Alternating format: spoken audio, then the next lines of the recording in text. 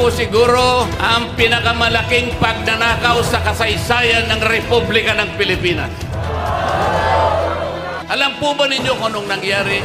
40% ng dumarating na investment sa ating bansa ay bumagsak. 40% na mahigit. Ang sabi pa nila, ang ating stock market is the worst performing stock market in this region. Ang ating piso na ngayon ay halos 60 pesos per $1. It is the worst performing currency in the region. Pati po, ang ating turismo ay naging matamlay. Pati ang ating kalakalan ay naging matamlay. Ito lamang ang nagiging bunga ng korupsyon sapagkat ayaw nilang ilantad at gusto nila ay makaiwas sila sa pananagutan. Ito pa po ang isang problema. Magkano po ang itinakda na budget para sa isang taon? 6.7 trillion pesos. Yan po ang magiging budget natin sa susunod na taon. Magkano naman po ang kikitain natin o tinatawag na projected revenue sa isang taon? 5 trillion daw po. Sa makatwid, mas malaki po ang ating gagastusin kesa ating kikitain. Magkaka-deficit po tayo ng 1.7 trillion pesos na uutangin na naman natin sa susunod na taon. Ano po ang ibig sabihin nito? Yung 1.7 trillion na uutangin natin, mangangahulugan na tayo po ay mangungutang ng 142 billion bawat buwan. 4.7 billion bawat araw. O katumbas ng 197 million bawat oras. Hindi po ba kayo kinikilabutan, mga kababayan? Papayagan pa ba natin ito, mga kababayan? Hindi ba dapat ilantad lahat kung sino ang gumawa ng kawalang-hiyaan na ito? Lumabas ang video ni Saldico. Ano sabi? Ano sabi nila? AI yan? Paano magiging AI? Ito'y unang lumabas sa official page ni Saldico mismo.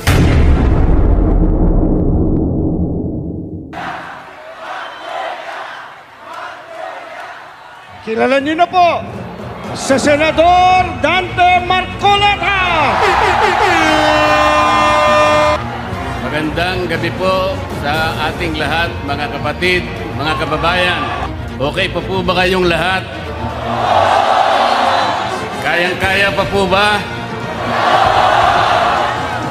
Alam po ninyo, ang isang malayang pagpapahayag at maramihang pagtitipon, kagaya ng ating ginagawa ngayong gabi, ay kapwa karapatan na pinoproteksyonan ng ating saligang batas. Ang layunin ay naihayag na po ng nakaraang nakapagsalita sa atin. Tatlong bagay po ang ating hinahanap. Ang transparency, accountability, at justice. Transparency, sa konteksto po ng ginagawa na pag-uusisa at pag-iimbestiga sa mga anomalyang paglalatag ng flood control project sa ating bansa, ito ay dapat lantad, bukas, katanggap-tanggap at makatotohanan. Hindi kagaya ng nakikita natin ngayon. Ako po ay magbibigay sa inyo ng mga ilang halimbawa. Halimbawa, nung ako po ay chairman pa ng Blue Ribbon Committee, ipinasya ko po na gamitin natin yung batas na nauukol sa Witness Protection Program dahil po napakahirap talagang magturo, maglantad, tumukoy, lalong-lalo na yung mga mastermind ng kawalang-hiyaang ito. Meron pong nagkusa kahit alam nilang mahirap at magsasakripisyo sila sapagkat manganganib ang kanilang buhay pati na ang kanilang pamilya. Ang tinutukoy ko po ay ang mag-asawang Diskaya. Para sa ganon ay makatulong sila sa Estado na hanapin natin kung sino yung utak, kung sino ang mastermind. Hindi pa po nakapagsisimula ang proseso ay pinagsikapan na po na sila ay pigilan. Dahil sa umpisa pa lamang ng kanilang sworn statement, natukoy na nila initially 17 members of the House of Representatives. Kaagad sinabi na noon ay Secretary ng Department of Justice, Boying Remulla, na bago maproseso ang aplikasyon ng mga Diskaya upang baka sakaling sila ay maging testigo ng Estado, kailangan muna silang magsoli ng inaakala niyang nakulimbat nila. Ang sabi ko po sa kanya, hindi naman po pwedeng sa aplikasyon pa lang, sa pagpoproseso pa lang, ay bibigyan mo na sila ng isang requirement na kailanman ay hindi nakasulat sa ilalim ng batas. Ngunit, pinilit po niya. Ang sabi ko pa sa kanya, ang korte lamang ang magsasabi kung magkano ang isusuli ng isang tao pagkatapos ng paglilitis. Sapagkat ang korte rin naman ang magtatakda kung yung nag-a-apply sa Witness Protection Program ay a-approvein ng korte. Ang mag-a-approve po ay korte, hindi po ang Department of Justice. Ngunit dahil ayaw po nila, natatakot sila na baka sakaling magsalita pa ang mga diskaya, hanggang ngayon ay hindi nila pinapayagan ang proseso para sila ay makapag-apply. Isa ito sa paraan para sa ganon ay hindi matupad ang transparency. Mamaya po ipaliliwanag ko pa lalo ang bahagi na yan. Ang isa pa po na testigo na inaakala ko na pinakatotoo, the most credible witness ever produced by the Blue Ribbon Committee, Orly Gutesa. Siya lamang po ang tumukoy at kumonekta sa pagitan ni Saldico at ang dating speaker, Martin Romualdez. Wala na pong iba. Natakot silang lahat sapagkat totoo ang sinasabi ni Orly Gutesa. Ano po ang ginawa nila? Ang pinagtuunan po nila ay hindi umano na peking notaryo. Paano po mapepeke ang notaryo? Tayo pong lahat saksi sa umiiral na mga pangyayari sa pagnonotaryo. Pumunta kayo sa malapit na City Hall, makikita nyo ang nakalinyang mga notary public. Meron po bang nagpapanotaryo sa inyo na bago siya umalis, ay babalikan niya kung sino man yung notaryo at itatanong niya, Sir, Madam, pasensya na po, ngunit gusto ko lang matiyak kung kayo po talaga ang pumirma sa dokumentong ito. Meron po bang gumagawa noon? Yun po ang kanilang ginagamit na dahilan para ilihis, para sa ganon makaiwas sa tunoy na tinutumbok ng kanyang mga testimony. Ganito po ang ginagawa nila para sa ganon ay sagkaan ang transparency. Mamaya po ipaliliwanag ko pa ang pangyayaring ito. Pagkatapos ginawa po ang tinatawag na ICI. Ito po yung Independent Commission on Infrastructure. Tinatanong ko po paano naging independent ang ginawa nilang ito samantalang sila po ay humihingi ng tulong sa House of Representatives, humihingi ng impormasyon sa Senado, humihingi ng impormasyon sa Sandigang Bayan, sa mga korte at sa lahat ng mga opisina ng ating pamahalaan. Hindi siya independent. At hindi pinakikita yung kanilang proceeding. Mga ilang linggo nang nakararaan, nagsubmit ng affidavit ang dating Speaker ng House of Representatives. Meron po bang nakaalam sa inyo ng pangyayaring ito? Iniulat ba nila sa atin kung anong nilalaman ng affidavit ni Martin Romualdez?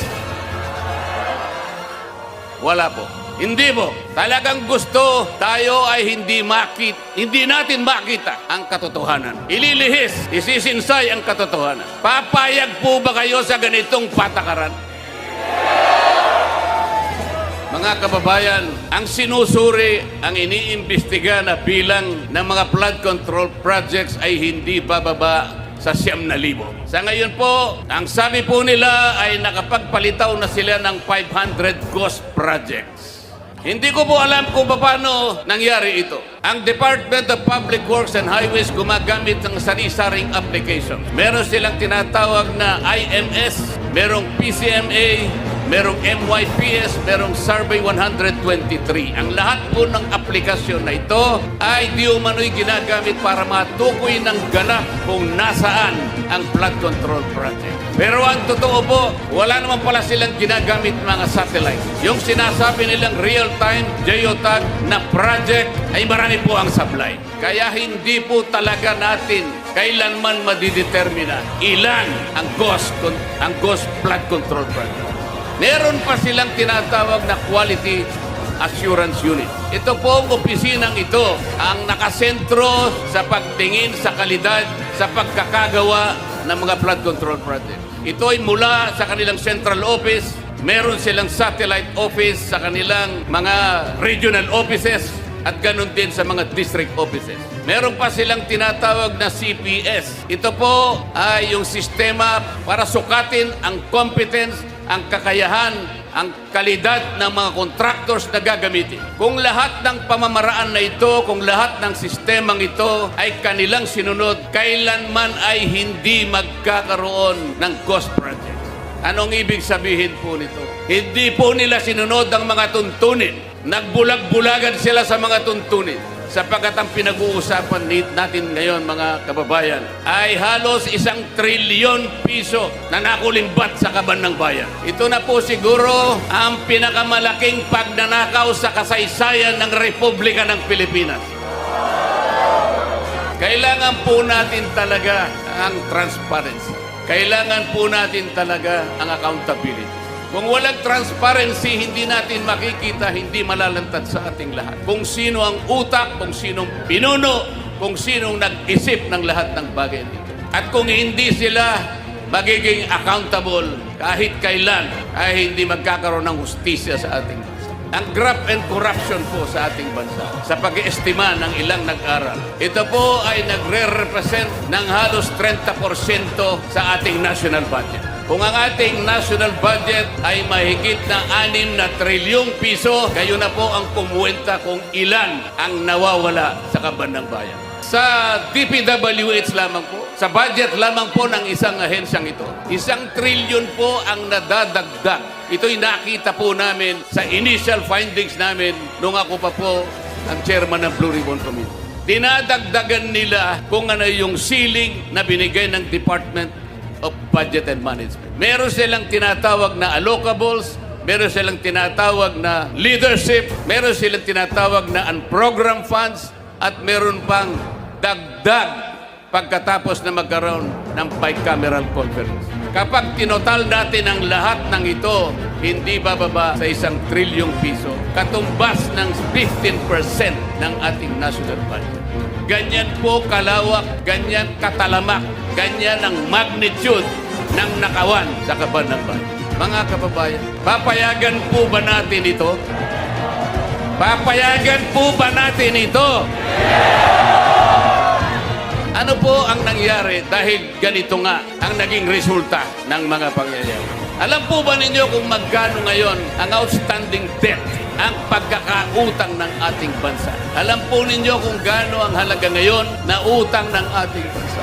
17 trillion pesos. Katumbas po yan ng 63% debt to GDP ratio. Ano po ang ibig sabihin niya? Masyadong mataas po yung bahagdan, yung ratio ng ating pagkakautang sa ating national na pangkabuhayan. Ang ibig sabihin po niyan, pagka mataas ang ratio, nag-aatubili, nagkakaroon ng pag-aagam-agam, natatakot ang mamumuhunan sa ating bansa. Baka hindi tayo makabayad sapagkat masyadong mataas ang ratio. Pati po yung mga nagpapautang na pandaigdigan, nagmamasid na lang sila. Tinitingnan kung tayo makakabangon o hindi. Yan ang magiging kalagayan ng ating bansa sapagkat mawawalan na sila at nawalan na sila ng kumpiyansa sa ating kakayahan na bumangong muli. Ang ibig pang sabihin yan, kung 63% ang ratio ng ating pagkakautang sa ating pangkalahatang kabuhayan, 63% ng ating kabuhayan ay nakalaan lamang sa pagbabayad ng ating utang. Ilan po ang matitira? 37% na lang ang gagamitin na panustos sa pangangailangan ng bawat isang mamamayan. Papayagan po ba natin ito? Alam po ninyo, hindi lamang po tayo nakakakita nito. Ang mga kapitan ng mga industriya sa ating bansa, ang Philippine Chamber of Commerce and Industry, Federation of Philippine Industries, Management Association of the Philippines, European Chamber of Commerce of the Philippines, mga kinikilalang organisasyon ng pangangalakal at pagninegosyo sa ating bansa. Sila man ay natatakot, sila man ay nangangamba, nag-aatubili kung mamumuhunan pa. Ito ngayon ang kinasadlakan ng ating bansa. Yung pong namumuhunan na nanggagaling sa iba't ibang bansa o ang tinatawag nilang foreign direct investment. Ito po ay napakamabisang asset na nagagamit natin para palakihin, para pasiglahin ang ating ekonomiya. Alam po ba ninyo kung anong nangyari? 40% ng dumarating na investment sa ating bansa ay bumagsak. 40% na mahigit po. Ang sabi pa nila, at nabanggit na po kanina, ang ating stock market is the worst performing stock market in this region. Ang ating pera, ang ating piso na ngayon ay halos 60 pesos per $1. It is the worst performing currency in the region. Ang nangyari dyan at naging resulta po, kaya naging mababa pati productivity ng ating agriculture. Pati po, ang ating turismo ay naging matamlay. Pati ang ating kalakalan ay naging matamlay. Ito lamang ang nagiging bunga ng korupsyon sapagkat ayaw nilang ilantad at gusto nila ay makaiwas sila sa pananagutan. Ito pa po ang isang problema. Magkano po ang itinakda na budget para sa isang taon? Alam po ba ninyo, mga kababayan, kung magkano? 6.7 trillion pesos. Yan po ang magiging budget natin sa susunod na taon. Magkano naman po ang kikitain natin o tinatawag na projected revenue sa isang taon? 5 trillion daw po. Sa makatwid, mas malaki po ang ating gagastusin kesa ating kikitain. Magkaka-deficit po tayo ng 1.7 trillion pesos na uutangin na naman natin sa susunod na taon. Ano po ang ibig sabihin nito? Yung 1.7 trillion na uutangin natin, mangangahulugan na tayo po ay mangungutang ng 142 billion bawat buwan. 4.7 billion bawat araw. O katumbas ng 197 million bawat oras. Hindi po ba kayo kinikilabutan, mga kababayan? Papayagan pa ba natin ito, mga kababayan? Hindi ba dapat ilantad lahat kung sino ang gumawa ng kawalang hiyaan na ito? Alam po ba ninyo kung ano sinasabi ng Saligang Batas? Tungkol sa bahaging ito na ating pinag-uusapan ng yung graft and corruption, yung paglilingkod sa ating pamahalaan. Article 2, Section 27 of the Philippine Constitution. The state shall maintain honesty and integrity in the public service and take positive and effective measures against graft and corruption. Dapat panatilihin ng Estado ang isang tapat at may integridad na pagsisilbi sa ating bayan. At kailangan maggawa ng positibo at epektigong pamamaraan upang labanan ng katiwalian at korupsyon. Yan po, yan ang sinasabi ng ating Saligang. Pero ano po ang ginawa nila? Para lang mapagtakpan ang mga nagkasala, para makaiwas sa accountability, para hindi ilantad, para ganon ay mawala ang transparency. Ano po ang ginawa ng dating Secretary of the Department of Justice, ngayon po ay Ombudsman, Boyeng Remulla? Nung tinanong siya sa Kongreso, na paminsan-minsan ay kailangan nating baluktutin ang batas para sumaya ang tao. Tinanong siya kung totoo at tama ang sinabi. Ang sagot niya, yes sir. Siya po ang Secretary of the Department of Justice na ngayon ay Ombudsman. Yung kanyang Prosecutor General, kamakailan lang ay dumalo sa aming pagtitipon sa Blue Ribbon Committee. Doon ay pinilit na naman nila na yung restitution, yung pagsusoli muna ay kailangan gawin ng sino man na gustong mag-apply sa ilalim ng witness protection. Isipin po ninyo, kahit wala sa tuntunin, kahit hindi requirement ng batas, ipipilit nila, mabaluktot lang ang batas. Kayo po ba, kapag pumunta kayo sa isang restaurant, ang unang pupunta sa inyo ay yung waiter, ibibigay yung menu. Doon ay makakapamili kayo kung anong gusto ninyong kainin. Halimbawa po, ay pinili ninyo na iluto para sa inyo ay paksiw. Paksiw na bangus, halimbawa. Pagkatapos na maibigay nyo sa kanya ang inyong kagustuhan, bigla niya kayong binulungan. Sir, madam, bago ko po iluto ang inyong hiniling na paksiw, ay kinakailangang pumayag kayo. Ngayon ay lalagyan ko ng toyo. Papayag ba kayo? Ang hiniling ninyo paksiw eh. Ang gusto ng Prosecutor General, kahit wala sa batas, ilalagay niya bilang isang requirement para lamang hindi mag-qualify yung tao na gustong tulungan ng gobyerno para usigin kung sino yung nagkasala. Yun po ba'y transparent? Transparent po ba yun? Pa-English pa siya. Akala niya siguro hindi nyo naiintindihan yung English niya kahit convoluted ang kanyang paliwanag. Ang totoo niya, mas marami pa sa inyo mas marunong mag-English kaysa sa kanya. Lumabas ang video ni Saldico. Ano sabi? Ano sabi nila? AI yan. Ano? Sasagkain na naman nila yung transparency. Palalabuin na naman nila. Para sa ganon, yung accountability ay hindi natin may pipilit. AI ba yon?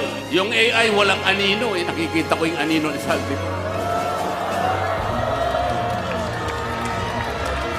Ngayong kahapon, dahil nakita nila yung paglalahad, yung video recording ni Saldico na sinasabi nilang AI. Paano magiging AI? Ito'y unang lumabas sa official page ni Saldico mismo. nagpalabas ng statements ang ombudsman. Ano sabi nila? Kahapon lang ito. O para bago namin tanggapin yan. Kinakailangan ay umuwi ka rito at paberipika mo yan. Siguro panotaryo mo yan. Gawin mong opisyal yan. Lahat na po ng requirements ngayon ay kanya nilang hinihiling. Nakalimutan nila sa mismong charter ng ombudsman, yung mismong batas na gumawa sa opisina ng ombudsman. Pwede kang maghain ng complaint sa anumang kaparaanan at anumang forma. Kahit anonymous tatanggapin. Paano natin may papalitaw ang transparency at magkaroon ng accountability sa ating bansa kung ang namumuno sa Ombudsman Office na dating Secretary ng Department of Justice at ang kanyang Prosecutor General, sila ang unang taga-usig, sila ang unang dapat magsampa ng naukol na kaso para sa ganun, mapanagot natin ang nagkasa. Sila pa ang nangunguna para pagtakpan lahat ito. Papayagan po ba natin yan? Hindi ba iniinsulto nila tayo niya? Papayag ba kayong mainsulto? Yung pangungutang po, walang problema yan. Tayo po, sa maraming pagkakataon, nangungutang din tayo. Ang pinag-uusapan ay yung paggamit mo sa utang. Yung marunong gumamit, magninegosyo siya, kumita siya ng sapat, nabayaran niya yung utang niya, nakapag-ipon pa siya ng konti para sa kanya. Ganon dapat. Mangungutang tayo para kulimbatin. Mangungutang ka, hindi para sa ikalalaki, kasisigla ng ekonomiya. Ang utang ay nanakawin pa. Anong mangyayari sa ating bansa? Naalala ko po si Isaac sa panahon ng bayang Israel. Noong panahon ni Isaac, ang daming nainggit sa kanya. Gumagawa siya ng mga balon. Naguukay ng mga balon. Yung mga kalaban niya, mga Pilisteo, inggit na inggit sa kanya sapagkat nakatutulong siya sa mga komunidad. Lahat ng mga balon na kanyang hinuhukay, tinatapunan nila ng dumi.